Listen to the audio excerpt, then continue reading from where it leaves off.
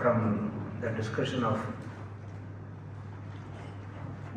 the Samanya Dharma, we are moving into the individual now. First we spoke about the creation, how there is harmony in the creation, how everything is maintained, what are the laws that maintain it, all that we saw as Samanya Dharma. Now, the Samanya Dharma is what is known as the general principles of morals and ethics. Vedas do not subscribe to this universal generalized morals and ethics. Vedanta, the Vedas do not subscribe to that, because the Veda says that even though these universal general morals and ethic principles exist,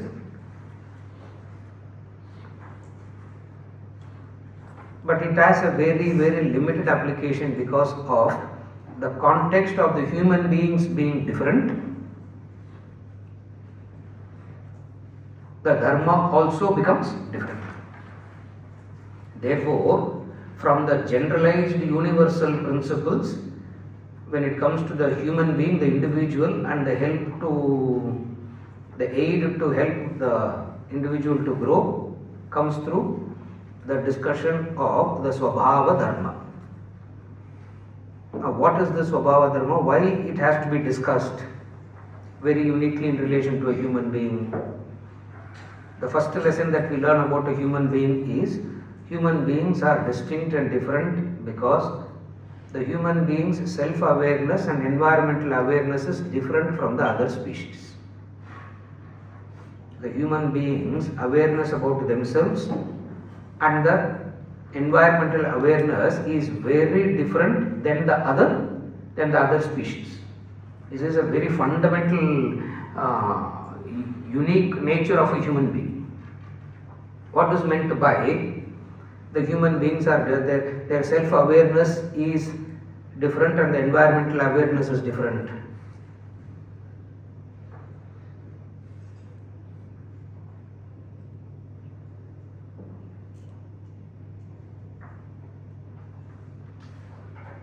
Two cows standing next to each other will not compare their color. They will not compare their color and say, this is beautiful, this is ugly. It will not do that. It's not that they don't have awareness, but human beings has a distinct different level of awareness about themselves and environment. Are you able to follow? This is one of the very unique thing of a human being. Second, the two cows will not compare their efficiency by the quantum of milk they produce. They will not say, oh, I produce only 3 liters and that sister cow produced 6 liters. She is much more dynamic, she is much more efficient. I am useless. One day I should also produce 10 liters and prove to her that I am. They don't, no species has this problem, correct? Now you can't say they don't have awareness. They have awareness, they have everything. But human being has a very unique distinction. What is a unique distinction? You have a heightened awareness about yourself and you have a different awareness about the environment around you. This has to be understood first. This is human nature. You cannot change it because in this nature alone lies the potential for growth also. So this is what human nature is, and what we have is what we need to use for our growth. Again I repeat, what we have is what we need to use for our growth. What do we have? We have this self-awareness and the environment awareness distinct and different from the other species. This is what we have as our unique strength. Therefore, this is what we have to use for our growth. We need to use that because we can't go and take something else which we don't have.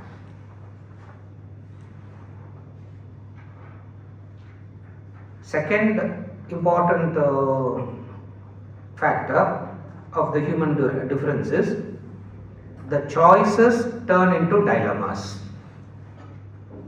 The first is the awareness. The second distinction, the second distinctive factor of a human being is, it is the choices that turns into dilemmas. I am not elaborating on that because we have studied that any number of we have studied that and discussed it any number of times, so I am not elaborating on that part. But the choices turn, the freedom that we have turns into a dilemma. Number 3, discipline isn't natural. Indulgence is natural to a human being. Discipline isn't natural. For other species, they don't know the difference between indulgence versus discipline. They don't even understand there are these two things. One is called indulgence and another called discipline. They don't even know the difference. A human being alone has this thing. What? Discipline isn't natural to human being. In Dharma, we said discipline is a very fundamental factor of Dharma, and this discipline is not natural to human beings. Then how do we become dharmic? Then how do we follow Dharma? That's where we say nature has blessed us with a unique instrument called buddhi, the intellect. That buddhi, the intellect, has to have access to the scriptures, and through the scriptural knowledge and understanding you develop the buddhi, and that buddhi will help you. This is how these are the distinctive factors that we need to know. If discipline is natural,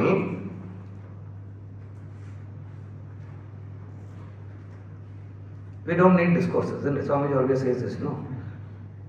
You don't need a teacher, you don't need a scripture, you don't need a book. Everybody will know. Everybody will know what to do, what not to do. But it is not natural to a discipline is not natural to a human being. When I say discipline is not natural to a human being, we would want others to be disciplined. That's a different story. That's where the first Samanya Dharma comes in. What you don't want others to do to you, you don't do. If you are indisciplined, your BP cannot raise looking at the indiscipline of others. No, my indiscipline has a legitimate reason, but their indiscipline has no legitimate. This double standards. Are you able to follow? Therefore, the very important thing that we understand about this Vishesha Dharma is human beings are unique by nature. Because human beings are unique by nature, Dharma also must be unique. It cannot be you cannot take one shoe size fits all. You cannot do that.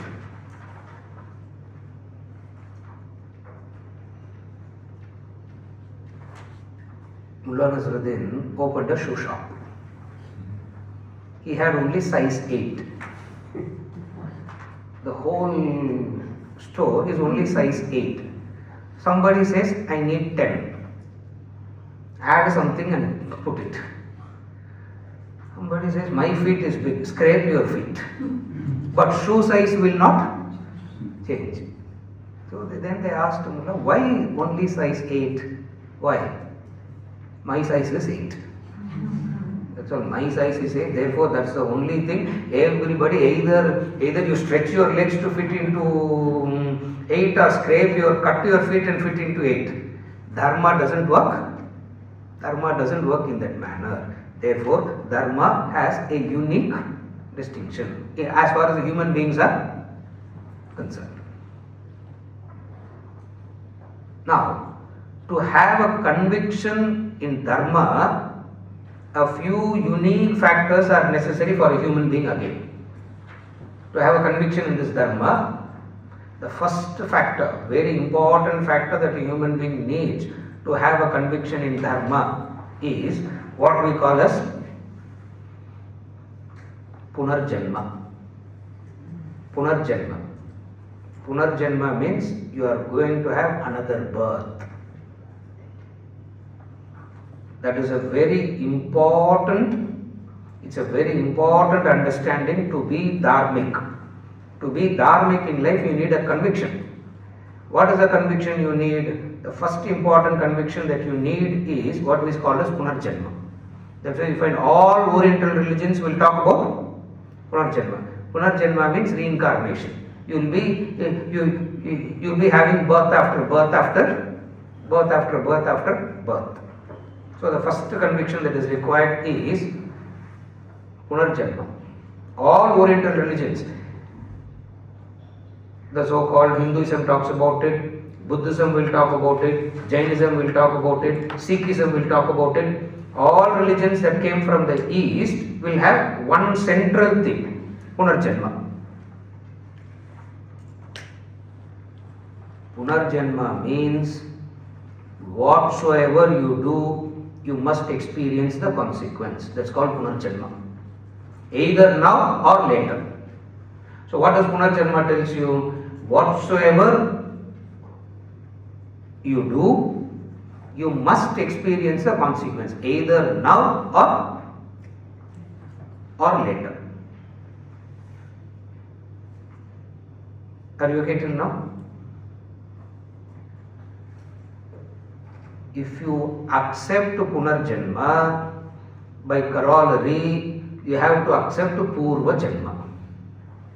If you accept reincarnation, future births, by corollary, what you must necessarily accept? You had previous births. In the Yoga Vasishtha tells Rama, beautiful explanation he gives. Rama, life is like a flooded river, he says.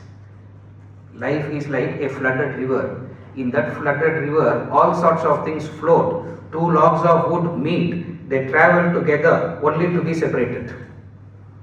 Somewhere those two logs of wood will be traveling. They meet at a point, they travel together only to be separated and go and unite with something else. It continues. So, the first important principle of Dharma is Punarjanma and Purva Janma.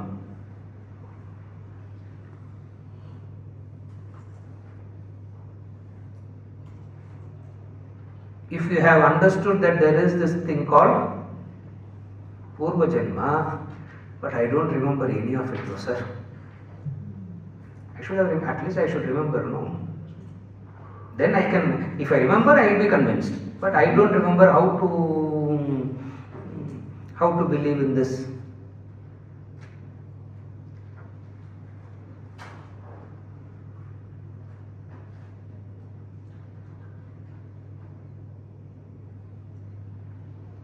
One of the extraordinary help of nature is forgetfulness. One of the extraordinary help that nature does to us is forgetfulness. We must forget.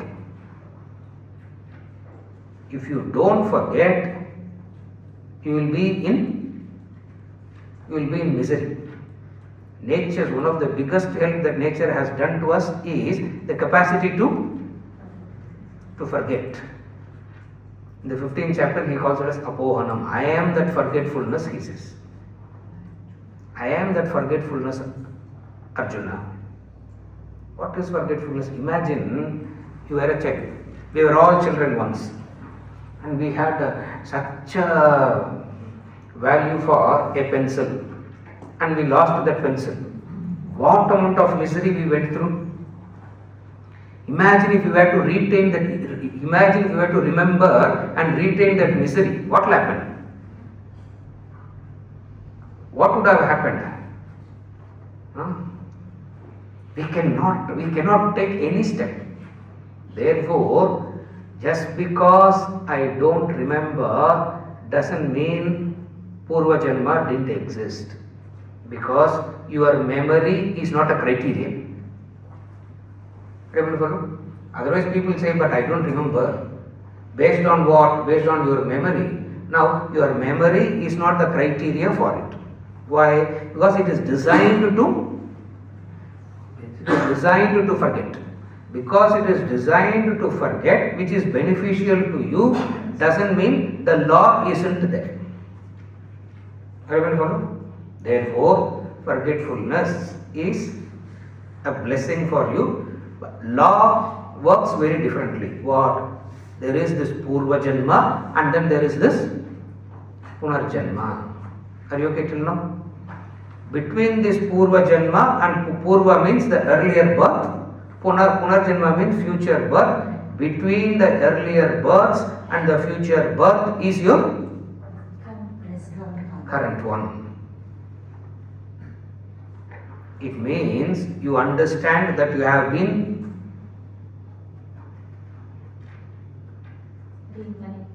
how old are you? I am very, very old. Ancient I am. Correct? If you understand Punarjanma and Purva Janma. Supposing we say there is no Purva Janma, Punarjanma, we say I am 30, 40, 50, 60 years old, whatever be that age. But then if you understand these two concepts of Purva Janma and Punarjanma, if somebody were to ask you, how old are you? What will you say?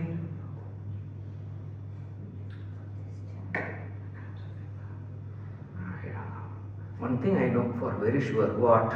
Very long. And I must be very old. Why? Because I am going through the same thing again and again and nothing is happening. I am going through the same thing again and again. Are you able to follow? So, to be dharmic and to obey the law, you must have this first conviction is Punarjanma and Purva Janma. Now, if you had obeyed the law in the Purva Janma, your life would be very different. If you didn't obey the law in the Purva Janma, your life will be very different. If you obeyed the law in this lifetime, from this moment backwards, your present will be very different. If you have not obeyed the law from this moment backwards, the quality of your life will be very, very different.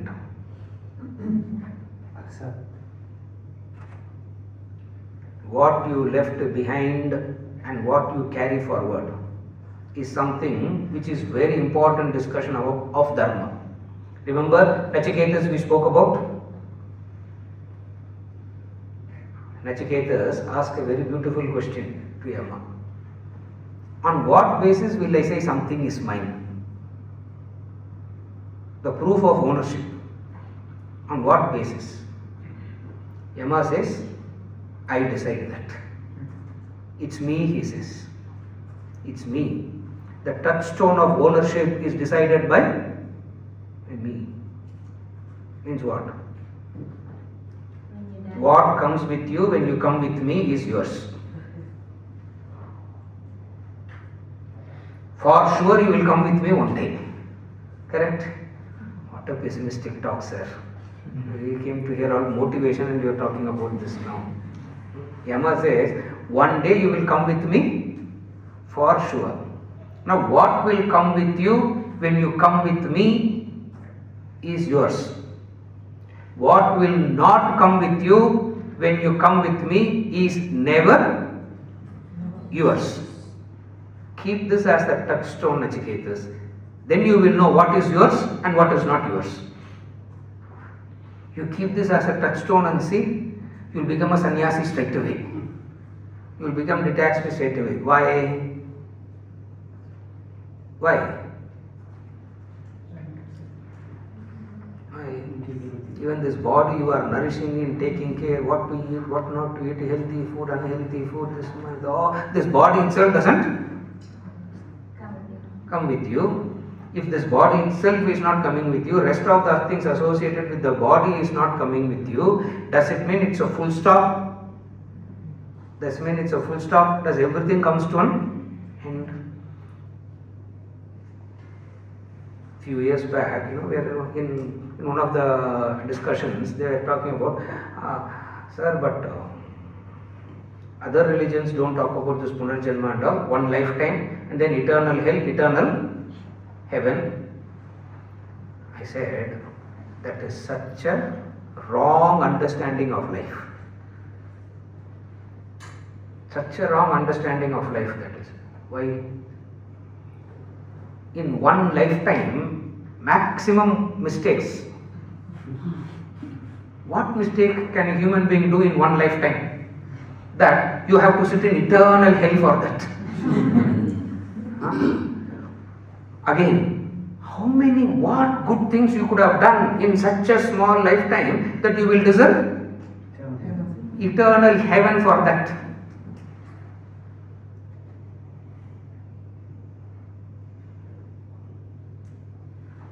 No, we don't want to hear you any further. We don't want to hear. Are you able to follow what I am saying? If you say eternal hell, because you will be suffering in hell forever, because you commit sin. Imagine a human being lives for 60-70 years. What sin you can commit in 60-70 years? A few lies here and there, one or two things, stealing, heartbreaking, one or two. Isn't it? Other than that, what else can a human being do in one lifetime? Isn't it? Does that deserve such a heavy punishment or heavy reward? No, it doesn't work that way. It means what? There is this law. What is the law? The law of Dharma. Remember yesterday we said from the law of Dharma arises one of the corollary of Dharma is karma. So the law of karma itself derives its strength from Dharma. The law of karma itself derives its strength from Dharma, because it is Dharma, the law that explains everything clearly. Are you okay till now? Yes, Nikhil. So you said that where we are now is determined by the extent of the obedience to the law. Now, when we say the law in this context, do we mean Samanya Dharma or the Vishesha Dharma? And what is the weighting between them? Yes. And what if they are in a conflict? Yes. He is confused and is confusing me also.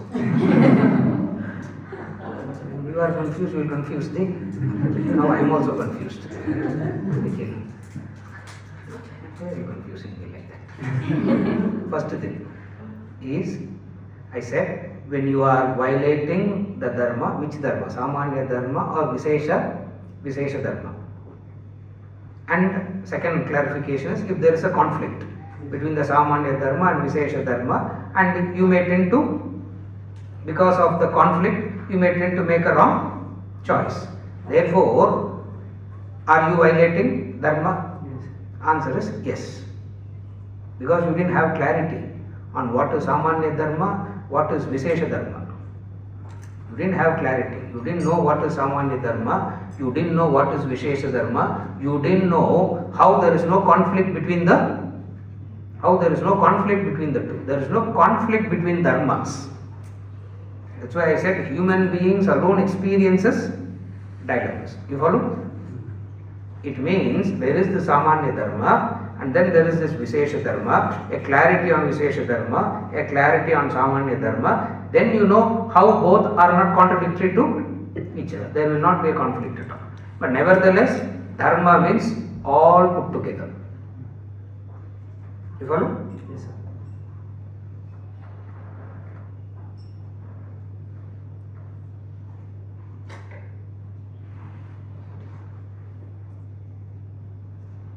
Because of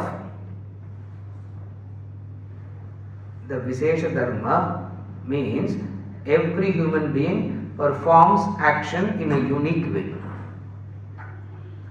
Every human being has a distinct interest to a specific field of activity. Correct? First we spoke about a few general factors about human being, and then we are breaking it down to the next level. What is it? All lions will do the same thing. All tigers will do the same thing. No two human beings are doing the same thing. Correct? There will never be an entrepreneurial lion. Isn't it? There will never be a sadhu sannyasi lion. Neither there will be a terrorist lion also. Correct? The different fields of activity is so unique to a human being. Another distinct factor to human being is distinct different fields of activity which motivates us, drives us. Therefore, dharma means it has to take into account all these factors. Then only it can be called as dharma. It cannot be called as dharma which tells you to clip something and follow something else. Then it is like Mullah Nasruddin shoe store. You go there, there's only one. Vedas do not subscribe to them. Are you able to follow? Why the Vishesha Dharma is very important?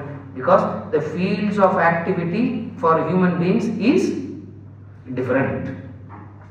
Because the field of activity for a human being is different, the dharma, the law that governs also has to be different. Are you able to follow? The proof of it is, I was telling your friend, no? He said he's your friend. You don't know him, no? So I was telling him, if you see the Upanishads, you have enlightened masters from all fields of activity. Again I repeat, if you look at the Upanishadic masters, you have Upanishadic masters, enlightened people from all possible fields of activity, right up to a butcher. Gautama, the boy wanted to study Brahma Vidya. He goes to his guru and says, I want to study this Brahma Vidya. He says, whatever I know I have taught you. More than this I don't know. That's integrity of the teacher in those days. They say I don't know, they'll say I don't know. But I will not do that. Huh? If I say I don't know, I will confuse you. That's all. His guru told Gautama that, see, whatever I know, I have taught you. But this Brahma Vidya business of things, self-realization, I really don't understand it. But there is this man there. There is this man there. Go to him and find out. And he goes to the nearby town and asks, where is this man? They said, he lives outside the town, go there. Why will the fellow live outside the town? He went there was a butcher shop. There was a man. In butcher shop, what will happen? Butchering, isn't it? Om Sahana Vavatu Sahana Gunaktu will not happen there. In a butcher shop, butchering, skinning, cleaning, that's what is happening. So he went there and for which you should know the Brahmin boy background and what is that Brahmin boy background to go and stand in front of the butcher shop and see that man skinning, cleaning, cutting, all that. And then he's asking that man, I have come to meet this man, where is this man? The butcher says, wait. Stand here, wait. And when they say wait, you have to wait. You can't say, I will come back later. Till what time I have to wait? Just wait. No. In case if he comes late, I can quickly go finish 2 emails and come back and continue self-realization. Wait. And they have to wait. Because the dharma for the dharma for karma yoga is different. The dharma for the seeker seeking enlightenment is different. Even those dharmas are different. It's not the same. What is the dharma there? The fellow will go and ask, teach me Brahma Vidya. The fellow will give him a pair of bull and a cow, male and female. He will give and say, take it. Once it becomes 1,000, bring it back. Then I will teach you. When the 2 will become 1,000, you can't ask. What you can't ask? What you can't ask there?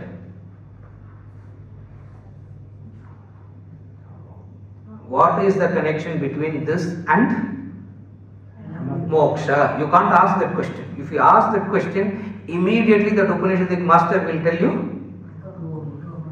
don't waste my time. Oh, these people are very cool. They don't know it. They don't have any affection at all. I'm just asking a simple question. Why can't they explain? Why can't they explain? You go to a doctor. Why can't the doctor explain? For which you should have studied medicine for? For the doctor to explain, I should know so many medical terms. I should have studied so much. When I myself don't know anything, what the doctor can explain, isn't it? What is explain? So this boy was waiting there, standing. Evening, he washed the table, he washed the knife, cleaned up the place, everything. He came to him and said, now what do you want? No, I came to meet this man for Brahma Vidya. I am that man. What do you want? One of the Upanishadic Guru, he is. Supposing that man is talking about non-violence, you should practice ahimsa, you should be compassionate. Height of hypocrisy it is, isn't it? Isn't it? It looks like that, isn't it? It will look like height of hypocrisy. Supra logic it is.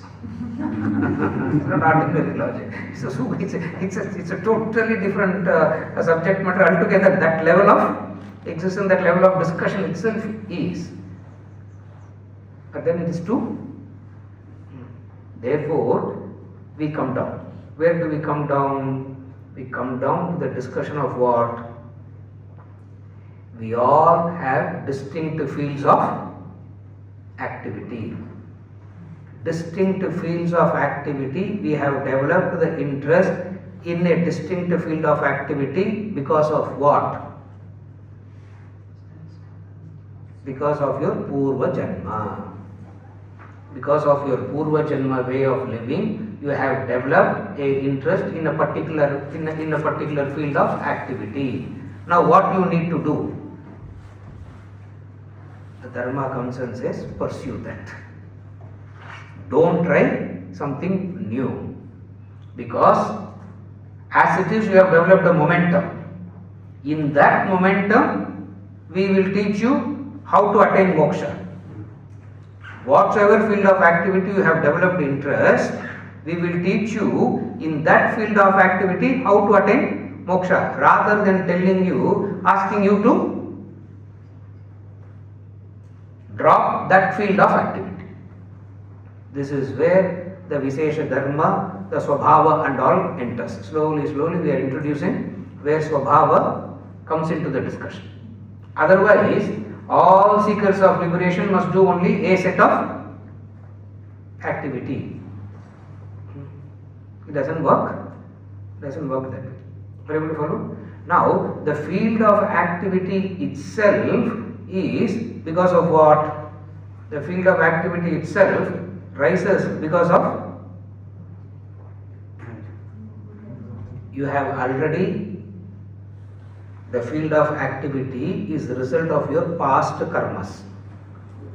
The purpose in life is to exhaust the existing karmas and go to moksha, or leave it halfway, come back and attend to it later and pick up another new set of karma.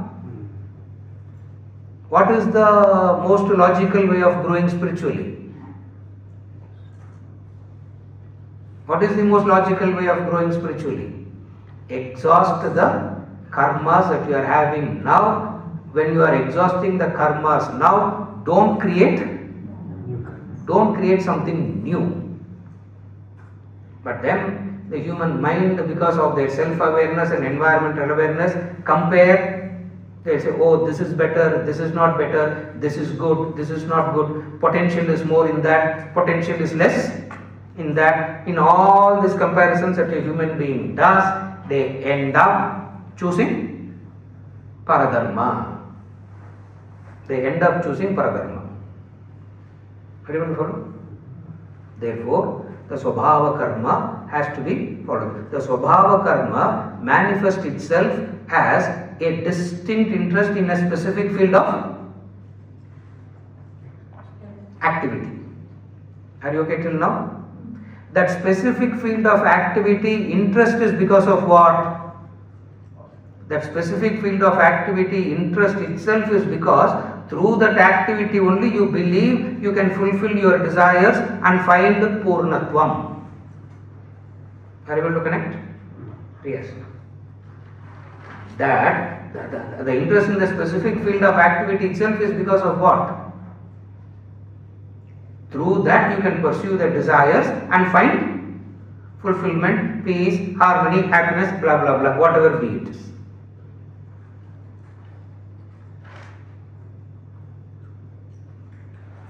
Now the Dharma comes and says, now Dharma will come and introduce a new factor. Vishesha Dharma will introduce a new factor. What is a new factor? Other species don't have this problem. Human beings has, because of the unique nature of human beings, there is certain problems. What is the problems? You have a desire and you can have three distinct guna ways of fulfilling the desire. Again, you have a desire and you have three guna based methods for fulfilling the desire. Tamasic guna based, Rajasic guna based, Sattvic guna based.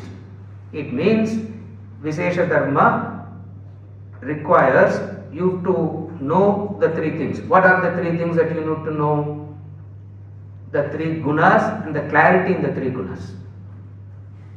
In fact, in Bhagavad Gita, if you add the number of verses he spends on the discussion on the three gunas,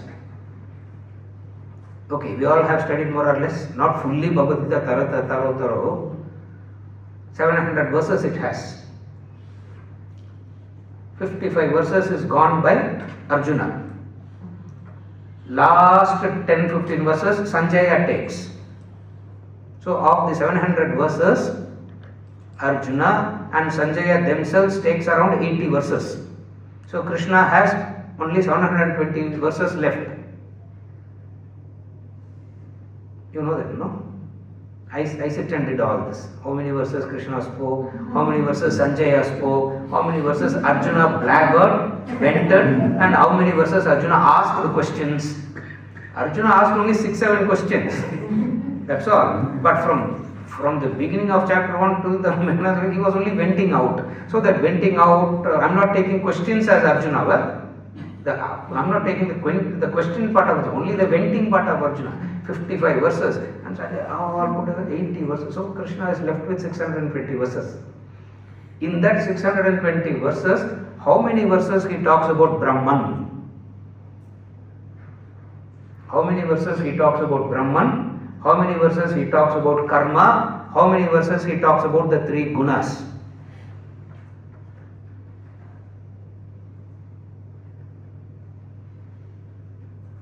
Chapter 2, Chapter 7, Chapter 9, Chapter 14, Chapter 16, Chapter 17, Chapter 18. Discussion on gunas. So the important factor in knowing the Swabhava is the clarity on the three gunas. Very few people have gone into the guna studies very deeply. Everybody goes into the study of the action deeply. Why? Because it is a utilitarian value directly.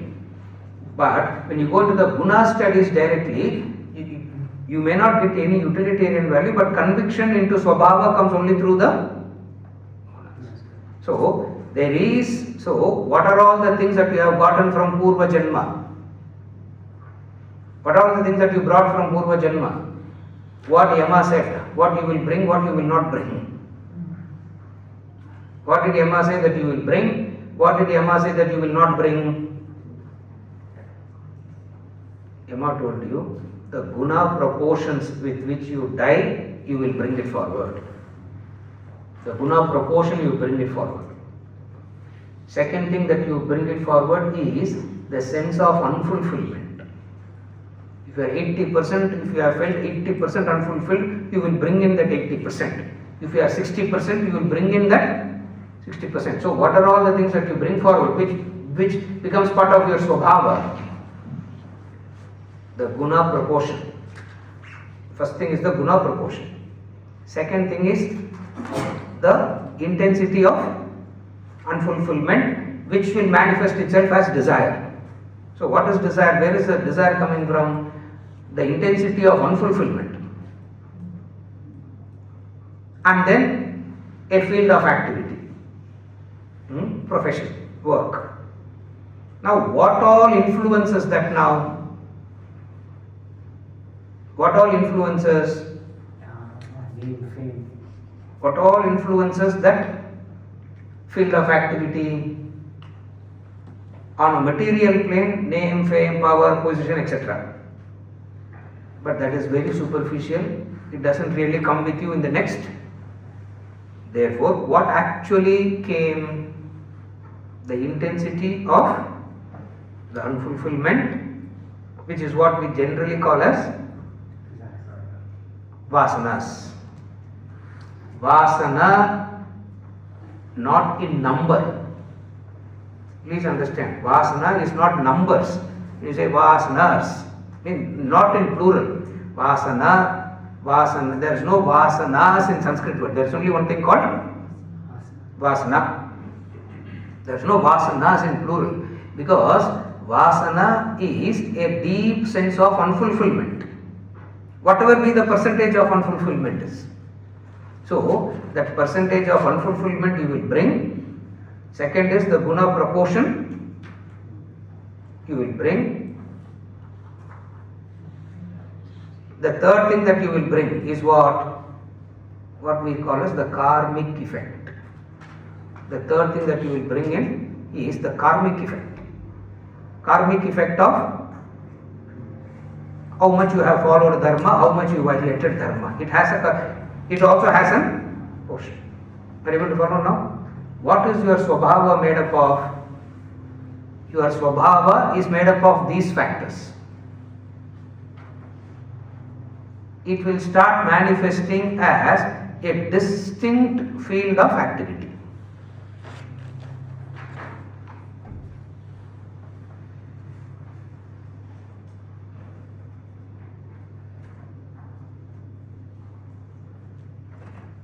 You can fulfill your desire in a tamasic way, you can fulfill your desire in a rajasic way, you can fulfill your desire in a sattvic way. Again, you can fulfill your desire in a tamasic way. That's why I keep giving the same example. iPad. What is the easiest way to get an iPad? Steal it. That's it. The easiest way is to steal it. Tamasic way of fulfilling a desire. What is a rajasic way?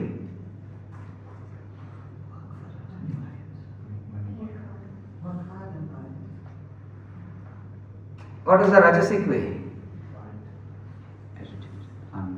Agitated. The work is agitating, having it is agitating, not having it is agitating. Because when you are having it, fear, somebody can take it away from you. So wherever I go, I have to. So there is a rajasic way, there is a tamasic way, you make an attempt to fulfill your desire. There is a rajasic way in which you attempt to fulfill your desire, and then there is the sattvic way also.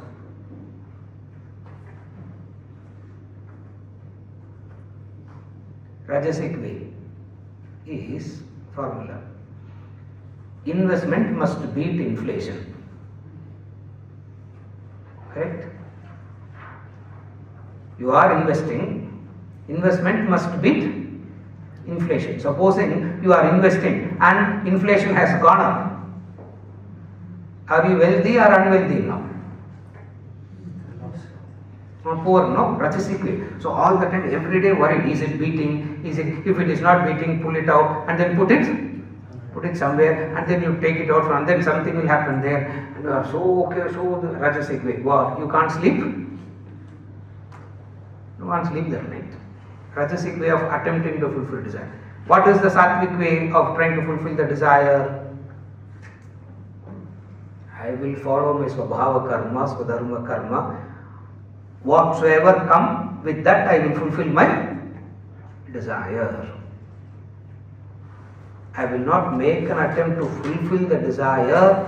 I will make an attempt to do the karma, the swabhava karma. So when I do my Swabhava Karma, that Swabhava Karma itself will bless me. When I do my Swabhava Karma, that performing Swabhava Karma itself will bless me with the result, and that result is what gives me happiness, contentment, fulfillment. So there is a tamasic way to seek it, there is a rajasic way to seek it, and then there is a sattvic way to seek it. Swabhava involves all these factors. Are you okay now? Because of the human beings work collectively, people who have similar natures will be grouped together. That's where grouping starts. People who have similar natures will be grouped together. All the people who have farming tendencies will be grouped together. All the people who have mechanical tendencies will be grouped together. Thus, groups started happening. Why groups are very important? Why groups are very important? That's why nowadays we say teamwork is very important. No. Why this group is very important? Human beings cannot achieve anything individually. Therefore, people with similar swabhavas are grouped together. And that grouping together, in Sanskrit, they gave it a name called Varna.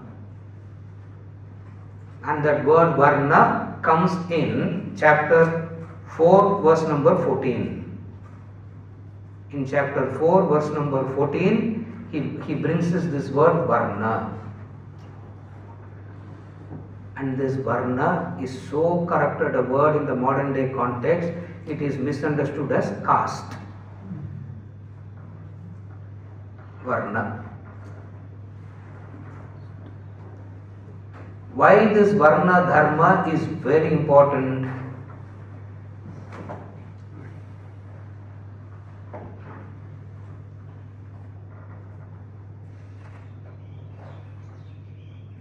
Whether we like it or not, whether we accept it or not, the fact is all are not equal. You may agree, you may not agree.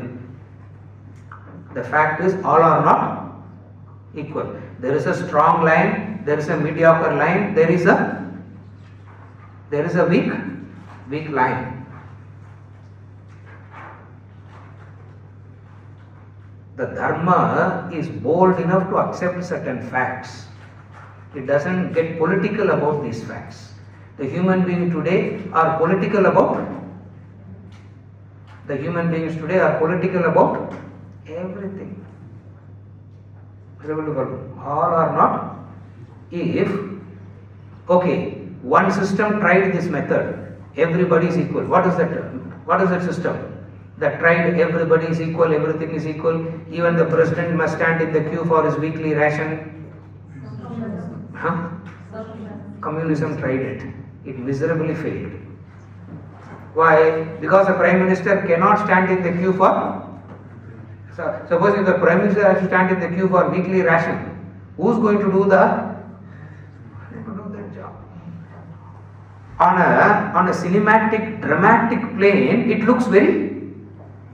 On a cinematic, dramatic plane, it looks very nice to see, very nice to hear. What? That's what one of the principles of Dharma comes and says, the fastest way to corrupt a society is convince them that all are equal, everybody will get everything. It's the fastest way to corrupt the society. Teach them all are equal, everybody will get everything.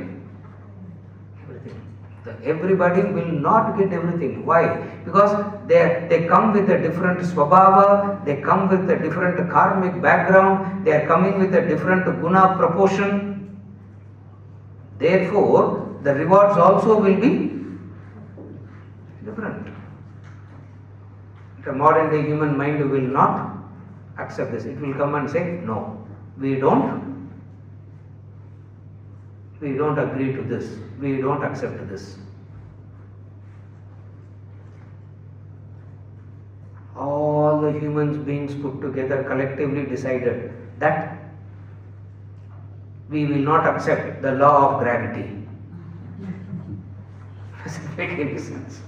I mean, for supposing all the best giant intelligent human beings gotten together and they had a world conference and a declaration. What is the declaration?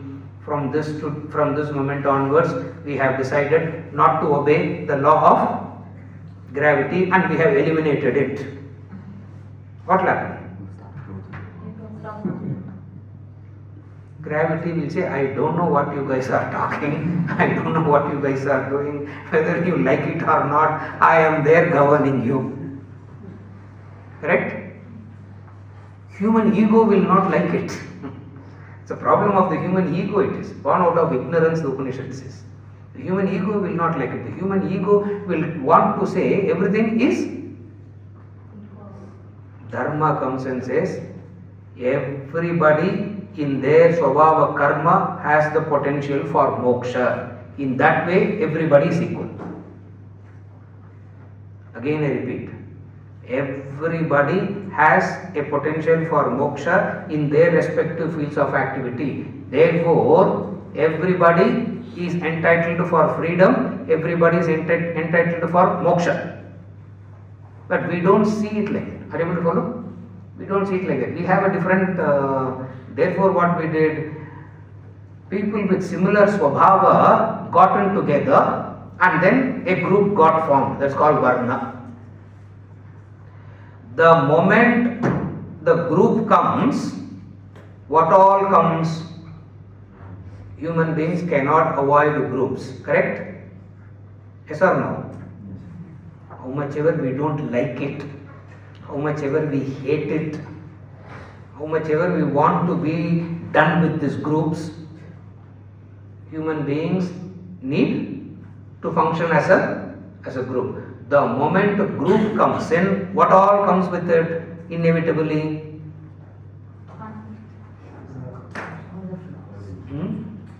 what all comes with it? Hierarchy. The moment the group comes, inevitable part of the group is hierarchy. In other species, they create the hierarchy and they follow it. Every species has hierarchy. You know that? That's why they say the head of the elephant herd, the head of the monkey herd. The moment, because everything in creation has to work together, and when they work together, they will be called as a group. The first thing that comes in a group is what? Hierarchy. Responsibilities, rewards, punishments. These are all integral part of group. Now Dharma has to talk about everything very clearly. Are you able to follow now? Are you able to follow how the Dharma itself has evolved so beautifully? The moment we talks about, first thing that we have to accept is group. If you say, no, I don't believe in this group thing, then Dharma goes out of window. But whether it is not, whether your individual belief or your individual convictions is of no relevance here. Why? Because the reality of life is human beings have to work together as a group. The moment group comes, the moment when we say group, what all goes into the essential part of the group? I said it already. Hierarchy. Roles, responsibilities, rewards, punishments. Therefore, the Swabhava Karma Dharma goes into all these heads separately. It goes into all these heads separately. Do we need to know all these things? Yes, you need to know all these things if you want to moksha. If you say, I don't want moksha, then it's a different game altogether. But if you want moksha, you need to know all this, because then only you know where you fit in, what to do. Opposite of that is you don't need to know all these things. You don't need to know all these things if you can have Shraddha. And that is an impossible thing. Shraddha is an almost impossible thing. You know, human beings are blessed with 3 faculties at birth: the emotion, the reasoning, Shraddha. 3 distinct faculties the human beings are blessed with at birth itself. One is emotion, is a blessing. Emotion is a faculty with which all human beings are blessed. Another distinct faculty with which a human being is blessed is reasoning. Distinct from emotion and reasoning is the third ability. What is the third ability? Shraddha. The capacity to trust. The capacity to trust. Where emotion fails, where logic cannot take you, the third faculty kicks in. Blessed are those where Shraddha can kick in directly. Blessed are those beings. The Upanishadic teacher will want to test whether your Shraddha factor is kicked in or not. If the Shraddha factor has not kicked in, he will say, deal with mind and intellect, get matured and come back. 3 distinct faculties a human being is blessed with at birth. One is the capacity of emotion. Second is the capacity of reasoning. The third one is known as the capacity of Shraddha. Very difficult is to translate Shraddha into English. You have to call it as faith, you have to call it as trust. Whatever be that word is called Shraddha. What does it mean? In the poems book, there is the poem called Casa Bianca. There is the poems book, Swamiji. In that poems book, there is a poem called Casa Bianca. Of all the poems in that book, that poem will stand out. As such a stupidity, it will stand out. That poem Casa Bianca will stand out for the rest of the poems. Read it. Say Father, say, is my task done? Say Father, say, is my task done? The boy standing there on the burning deck. That's why intellect is needed, sir. You should jump and escape. What do you say, Father, say, is my task? There is a beautiful poem, Casa Bianca. Do you know the poem Casa Bianca? Huh? Have you heard of the poem Casa Bianca? You don't know. There is the boy, there is the father who is a captain of the ship. And the boy, his son, decided to go on a trip with the father when they are sailing. So as they are going in the middle of the ocean, the ship got into the fire. The father told the son, stand here till I come back. The boy was standing there. The father went below. The father went 3 decks below. The ship got into fire. The boy didn't know the father is already dead. Because he went down, he got caught in the fire and he is dead. And the boy is still standing there for the father to come. Father is not coming. What is coming? The flames are coming. The father is not coming. The flames are coming. The flames are coming. And the boy is, what should the boy do now? It's a dilemma now. What should the boy do? The father has said, wait. Emotion will say, reasoning will say, jump. I always say this, that one poem is outstanding in that book, which is qualitatively different from the rest of it. I tell you, all those who have read the poems book, oh, that poem is there, no sir? Oh yeah. I said you should have paid attention to, if you are a spiritual seeker, you should pay attention to that poem. If you are not a spiritual seeker, pay attention to the rest Rest of the poems. And rest of the poems are more attractive than Casablanca. Why? Because in that boy standing there, asking, say father, say, is my task done? It means what? Should I wait or should I jump? The flames embraced the boy and the boy perished. Is that a poem to read or what? Is that a poem that should be read or is that a poem that should be not correct? The poem should be burnt. Isn't it? The poem should be burnt. Why? You are teaching the wrong thing. What is the wrong thing? Shraddha. Third distinct kicking. The third faculty that can kick in is Shraddha. Looks like the boy is dead, but that Shraddha of the boy will take him to. The Shraddha of the boy would have taken him to a different height. This conviction will come if you understand Dharma, Punarjanma, Purvajanma. If you don't have these convictions, all this looks like a very good talk, but life is very different. What poems will impress? The pond is very interesting, sir. Because in the same book there is another poem called The Pond. I tell you how many times I have read that poem, Casablanca. I know. And every time I read, my eyes get wet. What a Shraddha that boy.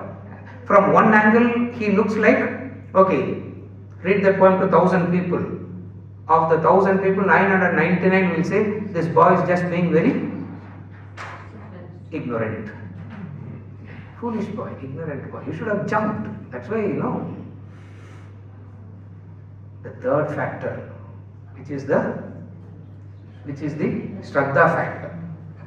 Now, for moksha, we need to kick in the Shraddha factor. Now, you can kick in the Shraddha factor only when you have conviction in the dharmas. Otherwise, Shraddha looks like one foolish thing. Are you able to follow? Say, Father, why?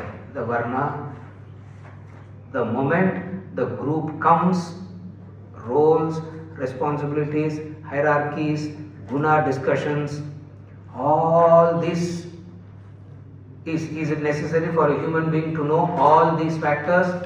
No. The answer is yes and no. Yes, if you are not willing to activate your Shraddha. You don't need to know all these if you are willing to activate Shraddha. But activating Shraddha comes with a danger. What is the danger? In case if I am misguided, correct? I am ready, sir, but in case if I am misguided, what will happen? There is a Dharma that is going to protect you. You cannot be. That's where the Dharma, that's where the understanding of Dharma comes as a strength. Because we cannot directly start activating Shraddha. If it is possible, retreat topic, Shraddha. Why this Swabhava Swadharma?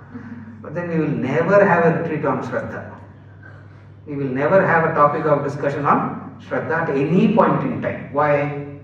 Because imagine the Brahmin boy going and standing in front of the butcher whole day watching. What made him to stand there? What made him to stand there? Shraddha. Isn't it? What made the boy, another boy in the Upanishad, the Guru gives him a pair of the cow and the bull, come back to me after it becomes 1,000. That's it. You have to take it and go and do it. And when you are doing it and coming back, see, by and by what happened in that story, that's how the story goes. By and by, the numbers exceeded 1,000 and the boy lost count. That's how the story ends. It exceeded 1,000. It means how many years it would have taken? How many years it would have taken to do that? All that it exceeded 1,000. So the cow went and told him, see, We have crossed 1,000 already, let's go back. We have crossed 1,000, let's go back. And when they were walking back, the cow felt this boy took care of so much, in turn we should do something. In turn we should do something. So the cow started teaching Brahma Vidya. These Upanishads are such mad books. Cow started teaching Brahma Vidya.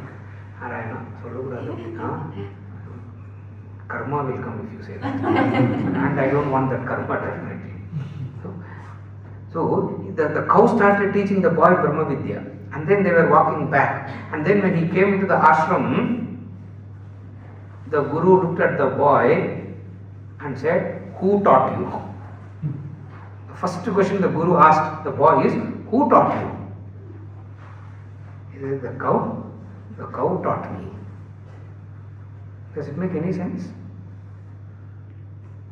Do you want to continue reading this? It makes no sense, no? The third faculty, the third distinctive faculty is Shraddha. Now, it is such a difficult entity, this Shraddha. And there is a famous statement in Bhagavad Gita, which will, like just as the Upanishad has great statements, Mahavakyas, Bhagavad Gita also has Mahavakyas. One of the famous Mahavakya of Bhagavad Gita, Shraddhavan labate jnanam. Shraddhavan labate jnanam. The person of Shraddha alone gains knowledge. He didn't say Buddhiman labate jnanam. Actually, he should have said what? The person of Buddhi has gained knowledge. He says Shraddhavan labate jnanam. And to develop Shraddha, you need such a sharp intellect you need. Without a sharp intellect, you cannot develop Shraddha. Why I am saying all these stories is, so much is there for Swabhava, sir. Do we have to study so much? Do we understand so much? Is there an alternate method to attain this knowledge without the Swabhava, Swakarma method? Is there another method? Yes, there is another method. And that method is called Shraddha. And we are not taking the truth. Why? We are not taking the root of Shraddha. Why we are not taking the root of Shraddha? We still have lot of doubts. Samshayatma. We still have lot of doubts. Because we have lot of doubts, all those doubts has to be addressed. And how does these doubts get addressed? The three guna discussion, the punarjanma, the purvajanma, the vasana, all these explanation addresses what? The doubts. Once these doubts are addressed, you develop Shraddha. And once you develop Shraddha, this is not needed. Where the Purva will say, "Thank you, we have helped you, now go there." Are you able to understand the sequence now? Don't ask questions and confuse me any further. This is how the sequence is. Three distinct faculties with which human beings are blessed with at birth. What are the three distinct faculties? Emotion, intellect, Shraddha. We never talk about Shraddha, we only talk about emotion and intellect. Why? Why talk about that factor which is almost impossible to have it directly? At least talk about that which will help you to develop Shraddha. And what is example of Shraddha? The poem Casablanca, correct. Example of Shraddha is the poem Casablanca. One poem that stands out in that poem's book in comparison to the rest of the other poems. Have you ever observed that? It is very distinct. It is something so distinct in that verses. Some sense you can make with the rest of it, but with this Casablanca you will not know what to do. Choice no true. You can leave it in. You know, in the exams question papers they give 10 questions, answer 8. 2 you leave it in choice. And Casablanca will be left out in choice. Why? Don't do that. Keep that as the Keep that as the goal. Keep that boy as the goal. In Shraddha, remember, in Shraddha there is a vulnerability. It looks like it is vulnerable. Shraddha looks like vulnerable. Shraddha looks like stupid. But it is not vulnerable, it is not stupid. Why? Because whatsoever good karma you have done, which is the Dharma, will protect you. Therefore, another Upanishad, Mahavakya, Dharmo Rakshati Rakshitaha. It's a very famous statement, no? All those who have studied it will know this statement. Dharmo Rakshati Rakshitaha means Dharma protects those who obey Dharma. There is an invisible armor protecting you. Again I repeat, there is an invisible armor protecting you. Nobody can see it from outside, but you as a person will know that you are protected. There is an invisible armor that is protecting you. Protecting you from what? The tamasic, rajasic attempts to fulfill desires, you will never get tempted. It's a protection. What is a protection? Don't say protection from worries, anxieties, others, tension, not all that. There is an invisible armor that will protect you from ensuring that you will never make an attempt to fulfill desires through tamasic or rajasic way. You will have the conviction to keep going back to the sattvic way again and again. This knowledge gives you that you will keep going back to it. So, the first thing that they did is, in Swabhava, the individual nature, all the people who have similar natures will be grouped together and they will be, and name will be given to them. That's called Varna. And then distinct and different from Varna is another thing called Ashrama. So, Swabhava has three distinct factors: Gunas, Varna, Ashrama. To understand Swabhava, three factors need to be known. The first one that you need to know is Gunas.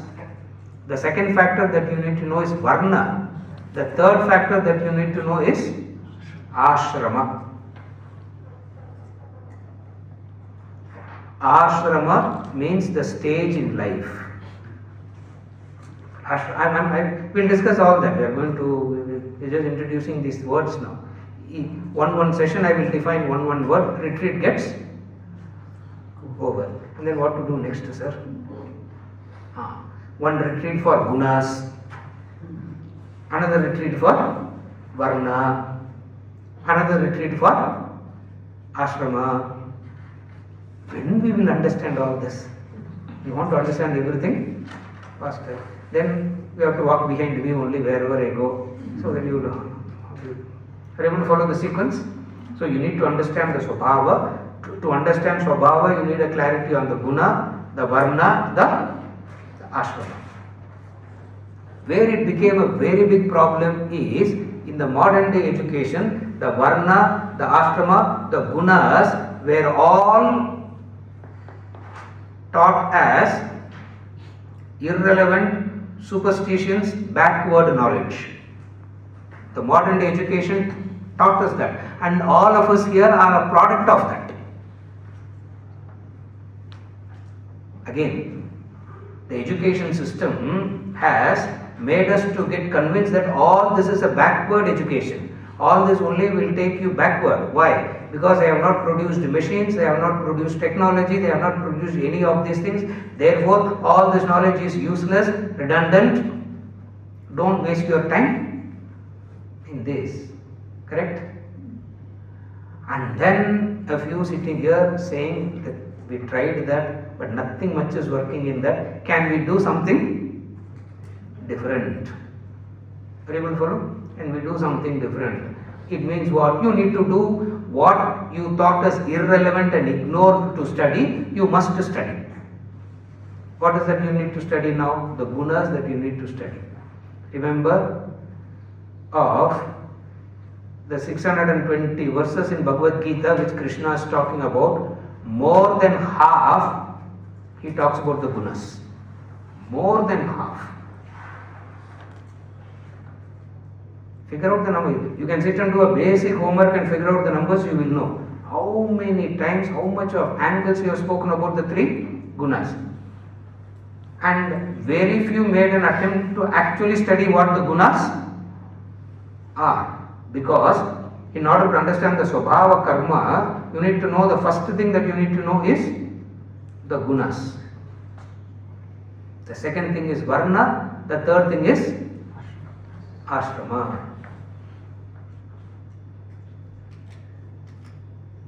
The English word ashram comes, no?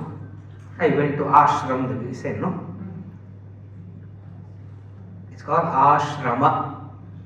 It is not ashram, it is ashrama. Shrama means difficulty. Shrama means pain, difficulty. Ashrama means no difficulty. Yes, write it down. Shrama means difficulty. If you prefix the word Shrama with a, it will be called ashrama. It means no difficulty. Vidya, avidya. A means non, correct? Now, here we are not prefixing with a, we are prefixing it with a. So, we have to say ashrama, not ashram. Ashrama. If you prefix it with a, it means what? Greater, more, higher. So, ashrama is a place where more pain will be there. That's why we do retreat in a resort, not in a ashrama. Ashrama means more pain. So, ashrama is a place where there will be more. Went 1 week to ashram to feel relaxed. No, you didn't go to ashrama. If you have gone to an ashrama, you will come back whipped.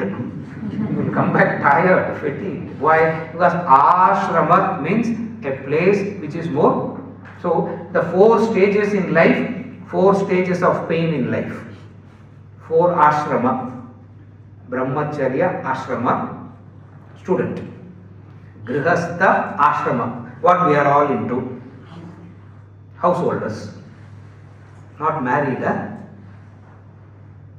householder. Wherever you feel you need a house, you become a grihastha. Grihastha means you feel you need a house. Sannyasi means who says I don't need a house. All houses are mine, and they will keep you only for 3 days. 4th day you pack your bags and go to the next house. Cyclically 1 year, 1 full year will come. Honestly. Next year I will come again. Yes, ensuring that my continuity is also maintained, my livelihood is also maintained. All that I need to ensure. No? You follow? Ashrama. So Brahmacharya ashrama, Grihastha ashrama, Vanaprastha ashrama, Sannyasa ashrama. So the 3 gunas, the varna, the ashrama. Clarity on all these 3 put together will tell you what is your swabhava. With that swabhava, each and everything there is dharma. When that swabhava plus dharma combines, you get a clarity on what is your swadharma. Now the question, how do I find my swadharma, sir? That question we will never answer. Have you noticed that? We talk about swadharma so much. You must do your field of activity, you must not do there, you must not go there, you must go. Then okay, how do I know which is my swadharma? Next topic. Correct? Why? Because it encompasses such a complex entity.